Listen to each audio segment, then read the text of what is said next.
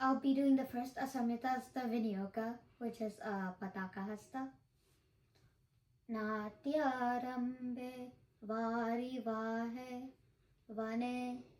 Vastu Nishedane Kuchastale Nishayam Cha Nadyam Amaramandale Turange Khandane Vayoshayane Gamanodyame प्रतापे च प्रसादे च चन्द्रिकायां कनातपे कवाटपाटने सप्तविभक्त्युक्ते तरङ्गके वीथिप्रवेशभावेऽपि समत्वे च अङ्गरागके आत्मार्थे सपते चापि तूष्णीं भावनिदर्शने तालपत्रे च केटे च द्रव्यादिस्पर्शने तथा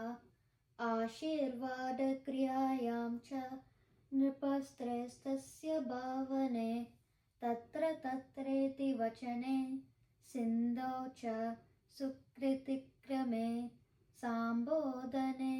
पुरोगेऽपि खड्गरूपस्य धारणे